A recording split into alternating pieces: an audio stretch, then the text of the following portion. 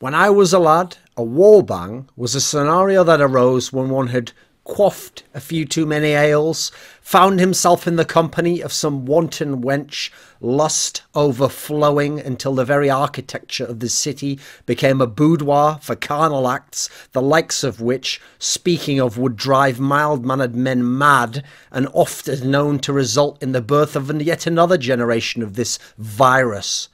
But for Boomeo, wallbangs are actually where you kill people through penetratable objects. Actually, no, is that thing? No, oh, inside maps in Counter-Strike. And they have a whole series over on their channel. I'll link one up here for Cobble, where for each of the maps, they go through a number of different spots, many of which you won't have seen. Some are very, quite kind of abstract and one-off wallbangs that you can try. And you can kill people through walls. And obviously, Boomeo the service, you can pay for it. They've got instructors there. They give great guides. But these are actually free, these videos. You can go and check them out now. Now, in general, there is a certain type of wallbang, not referring to the one before from my youth, a certain type of wallbang in CSGO that I really think should be removed. And this isn't really a Valve thing, in as much as in theory, Valve aren't the ones who change the maps, but obviously, Valve in general decide the maps and then which version is included in the game and used in active duty. So in that sense, yeah, this is also Valve who needs to remove them, but also the people who made those maps, I'd like it if they just updated a couple of these instances. So the two that I really think of that typify the type of wallbang I don't think should actually exist in CSGO are two that, one's a classic and one has just more recently been discovered. But in general, I will just say that this is one of the areas of 1.6 that when people ask me about the difference between CSGO and 1.6, I often bring up that while there's a certain type of wallbang I do want in CSGO, there's a type of wallbang that I don't want in CSGO. So the type that I don't want is the type where there's not really much skill, there's not a whole lot of predictive power, you can just spam, there's not really any cost to you, it doesn't really put you in any danger, you can just randomly, or with just some high degree of luck, gain an advantage over the other team who lose health or even die outright, and it can thus change a big key round, and on a competitive level that's a key issue, but without it being an expression of skill or any sort of excellent game knowledge in itself. Even the person doing it wouldn't say they had some special game sense. They just guessed, essentially. So that type of wallbang, and this is famous on Nuke. People who played in the ramp room on Nuke, I thought the amount of spams you could do into the lobby area was a joke. Because over there, they're not doing any spams back to you that kill you. That's very rare. You're just spamming at them. And if you randomly dink one in the head, you might have just won the round purely off that. Yet it didn't take a lot of skill. You didn't waste many bullets. Remember, the Colt back then, the Silence Colt, it was both types of Colt, had 30 in the chamber to start with and then 90 in reserve. So you could waste these bullets all day, and people did. And as a result, I thought it actually removed some of the skill of the map, and is one of the reasons why CT was so overpowered. Now, the type of wallbang that I do want in CSGO, and actually doesn't exist, but I wish it did, is first of all, I hate it when they have objects that directly come into play in duels, but are impenetrable. So a famous example was on Inferno, those pillars that went along the banana. So someone could duck behind them constantly, or the pillar below the little, what do you call it, the boost spot over on A, on the right side of A as your terrorist coming up. The fact that you could hide behind that pillar and also wasn't penetrable. Now that's a problem because people can then abuse that in fights, and it's almost like they have an element of armor that they can put in front of themselves while they're letting the crosshair come back and recoil come down, or they're dodging and reloading, but you don't get anything yourself as the other person. So it makes certain spots imbalanced, and it makes certain spots just go counter to how I think Counter-Strike should be played. Another example, to give one of how I do want wallbangs that doesn't exist, is I think every single box that people can plant a bomb behind should be penetrable, because the key detail then is when someone's on the site and they're in a situation where they're in a 1v1 with you or a duel, in CSGO they can just crouch, hide behind a box, and many of those boxes cannot be penetrated. And those boxes that can't be penetrated, I mean, I realize they can more now, but even so, not as much as in 1.6. It just makes, again, a level of armor almost for that guy, and the way he can hide, and it's even worse in the scenarios where it's impenetrable, and he's essentially hiding behind a position where you know he's there. You've captured, you've got the information he's there, he's hiding, he should only have a limited amount of time, he should have to hide, get out again. Instead, he can just hide there, and you essentially can't just kill him through it. I want all those scenarios to be where you could kill someone through it. I mean, famously, if you were like on Inferno, and you were on one of those boxes in the site, If they know you're there and you hide, they kill you through the box. That you can't just take cover in that sense. Now, to go to these two examples, these are two great examples of wallbangs that I think are too overpowered, too game-breaking, and need to be fixed because of the impact they have, but for the cost that is incredibly low. So, the first one I will use would be the classic Dust 2 doors. So, it's mainly known for a terrorist who stands and he aims at an area on the left door and he tries to kill a CT who is jumping or running across going to the B bomb site.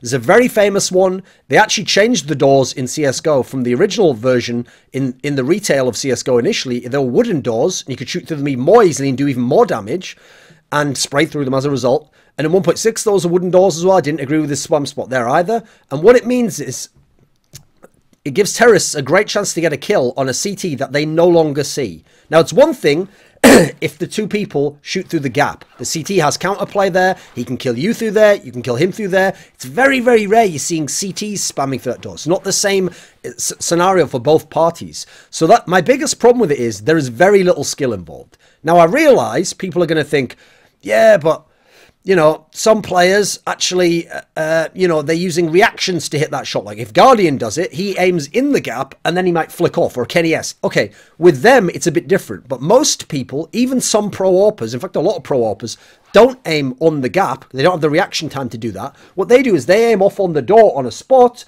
and they try to guess which way you're going and just aim onto that spot. Now, if they hit that, what do they get for it? They kill you, they do heavy damage to you. Now, if they miss that shot, what do they lose? An AWP bullet. Now, you could say, in theory, they could be killed by the CT AWP peeking out, but that's not necessarily the case. So the actual risk is very low, and what they lose is essentially negligible. It doesn't matter losing 1 or 2 AWP bullets at that point in the round, especially when the reward is that you get a kill or do massive damage to someone heading to his site. So most people just use a simple tripwire shot, and as a result, that's why I don't consider it a very skilled shot. And it is also mainly luck. Yes, at least on this one, there's an element of prediction. You see what area, what angle he comes in at. You try to predict the trajectory. There's an element of prediction and therefore some level of skill. But to get a kill or to do serious damage like that off that shot, not a lot of skill ultimately. It's also a huge problem in as much as, oh look, it's a map that historically has been T-sided. I wonder if this could be a factor within that. I mean, early in CSGO, every other map was heavily CT-sided. This map was the only one that broke kind of even, and then eventually became T-sided, even in the super CT-side era of LDLC Fnatic. And that one of the reasons why is because the CT, at least one CT, has to go to the B bomb site. You have to have at least this one CT in a bomb site.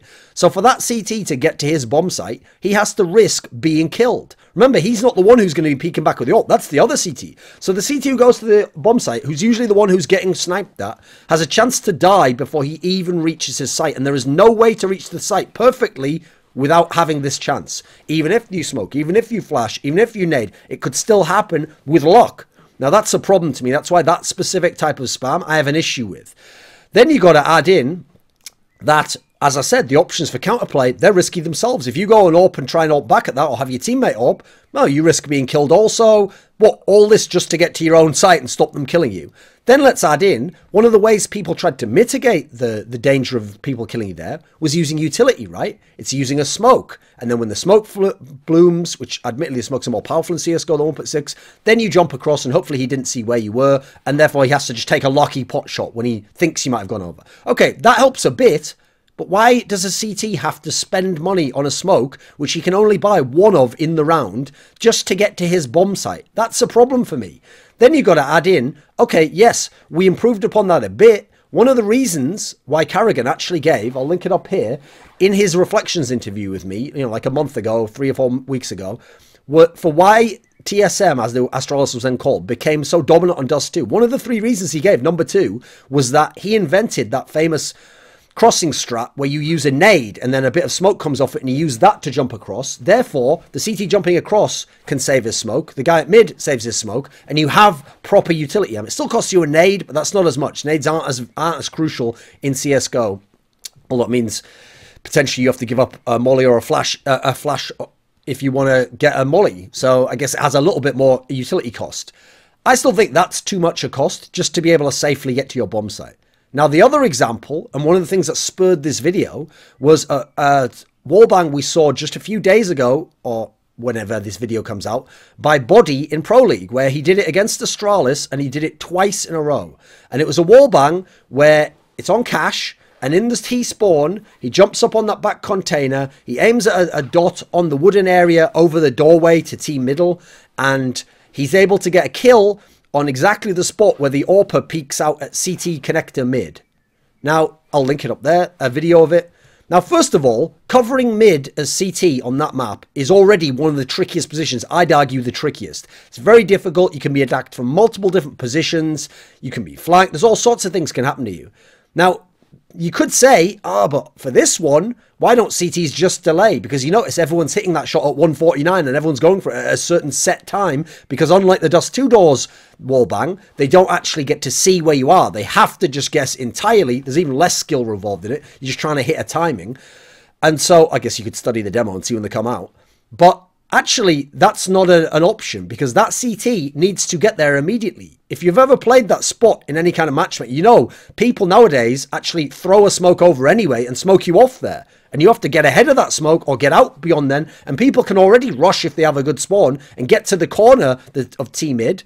And potentially as you're crossing over to the little highway area or pushing up to the box underneath the vents, they can already start to get kills off on you. Well, it's not really a box at that point in time. It's just an area, isn't it? They can already get kills off on you, and they can already spot you. And this is a problem. So CTs have no time to delay. And you can't get there faster. That's the whole point of the timing of it.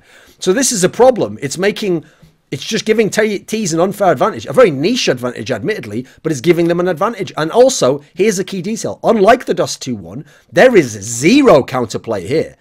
Giving up time and therefore potentially map control is not a counterplay. There's no counterplay where someone can go to that spot and is able to kill the guy who's spamming them. No one's figured that out. No one's probably going to figure that out or do that. It'd be such a weird shot. And even if they did, the T could just find a new slight angle that can aim on the similar spot and do it from there. So there's no counterplay. And again, the cost required to do this is waste a few AWP bullets, and this is the safest one. This has no counterplay. You cannot die. You waste a few AWP bullets, which means nothing, and yet you can get a free, uncontested kill in a key spot of the map or delay the opponent. That is way too much. That's way too overpowered. And this is an obvious area where the cash one, at a very minimum, I would like them to take away that wooden area and put in an impenetrable area. There's never going to be other scenarios when people really need to spam there in any skilled way. The Dust 2 one, we can have the discussion, because on one level, it feels like for rifles, the doors should maybe be able to penetrate and have some kind of play in that sense, and someone dogs just back behind the doors. So yeah, I agree, that's a tough one,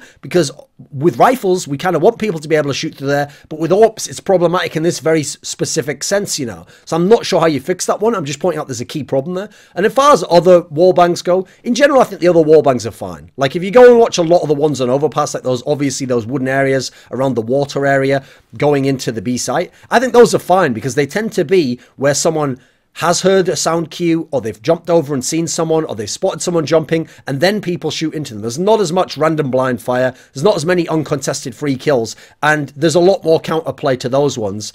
And so I don't think they're as big an issue. But these ones, I really do think are skillless wallbangs that can just have too much of an impact on the game. Welcome everybody. Blessed are those that visit this channel and enjoy the content here.